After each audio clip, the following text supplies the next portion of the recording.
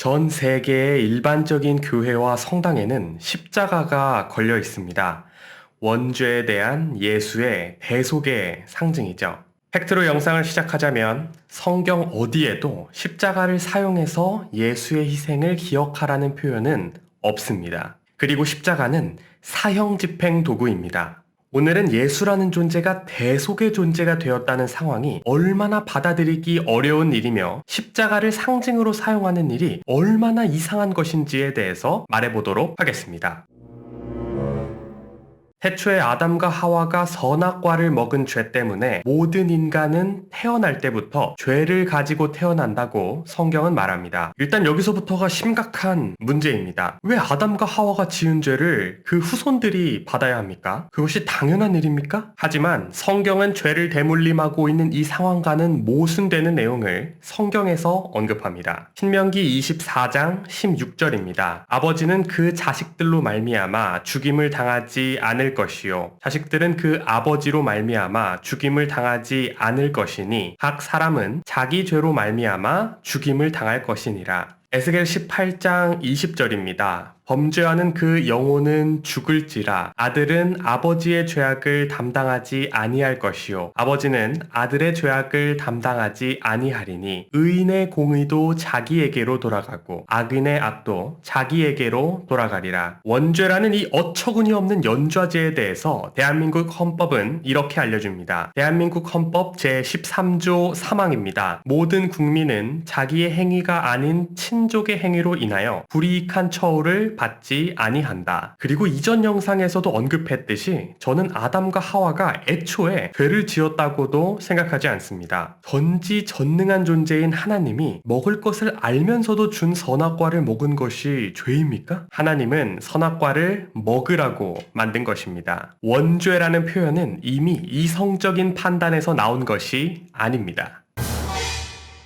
자, 100만 번 정도 양보해서 원죄가 있다고 생각해 보겠습니다. 그 죄를 대속하기 위하여 예수가 이 땅에 왔습니다. 그러면 또 수많은 질문들이 생깁니다. 왜 이렇게 늦게 왔습니까? 원죄가 생기고 나서 예수가 오기 전까지의 사람들에 대해서는 또 어떻게 설명할 것입니까? 예수가 죽었는지 살았는지 심지어 예수가 누군지 알지도 못했던 존재들이 여전히 남아있었지 않았습니까? 예수의 대속 이후에 달라진 것이 도대체 뭡니까? 이 땅에서 많은 기적들을 행한 예수가 채찍질을 당하고 십자가에 못 박혀 있는 동안 아프기는 했습니까? 자신이 부활할 것을 인지한 상태에서 잠깐 죽어 있었던 것을 희생이라고 할 수 있습니까? 기적을 통해서 믿음을 전파하려고 했다면 지금까지도 안 죽고 살아있으면 되는 거 아닙니까?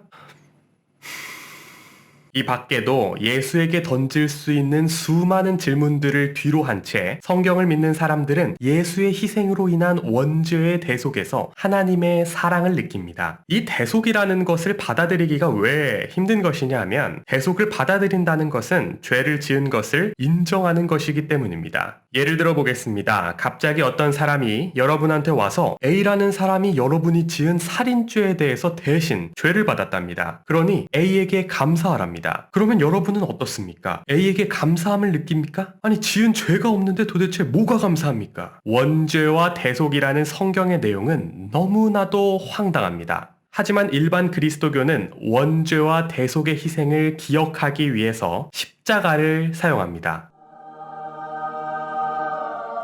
십자가는 예수가 이 땅에 오기 훨씬 전부터 고대 민족 사이에서 종교적인 상징으로 사용되었습니다. 그리스도교는 이교의 상징이었던 십자가를 그대로 받아들인 것입니다. 하지만 생각해보면 십자가는 단순히 사형집행 도구일 뿐입니다. 그리스도교는 사형집행 도구를 자신들을 상징하기 위해서 그리고 예수의 희생을 기억하기 위해서 사용하고 있는 것입니다. 이 상황이 받아들여지십니까? 이 상황이 얼마나 이상한 것인지는 만약 십자가를 대신해서 다른 사형집행 도구를 사용했다면 어땠을지를 상상해보면 됩니다. 저는 상상력이 부족하기 때문에 두 가지 정도만 언급해 보도록 하겠습니다. 첫 번째는 숟가락입니다. 만약 예수 시대에 숟가락을 사용했고 예수에게 가장 수치스러운 죽음을 선사하기 위해서 숟가락 살인마를 고용해서 예수가 죽을 때까지 숟가락으로 때렸다면 십자가 대신에 숟가락을 보면서 예수의 희생을 기억할 것입니까? 이건 너무 이상한가요? 그렇다면 이번에는 사형수의 인권을 존중하기 위해서 십자가 형벌처럼 길게 고통스러운 형벌 말고 다른 것을 상상해 보도록 하겠습니다. 바로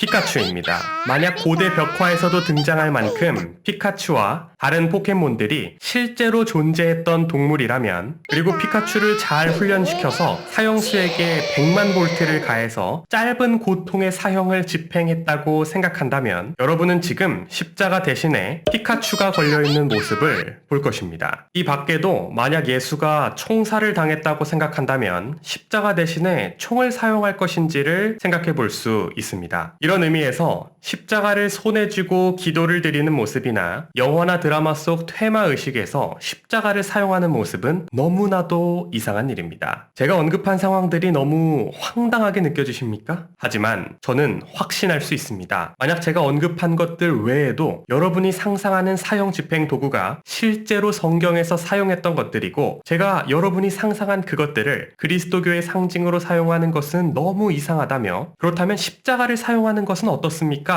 라고 질문했다면 여러분은 십자가에서도 황당함을 느꼈을 것입니다. 지난 6월 6일은 현충일이었습니다. 자신이 죽고 나서 부활될 것을 이미 알고 있었던 예수, 죽을 당시에 아팠는지 안 아팠는지도 모를 예수와 나라를 위하여 싸우다 숨진 수많은 장병과 순국 선열들의 충성을 동일선상에서 볼 수나 있을지 모르겠지만, 저는 예수의 죽음보다 순국 선열들의 죽음을 더 높이 평가합니다. 구독 부탁드리겠습니다. 감사합니다.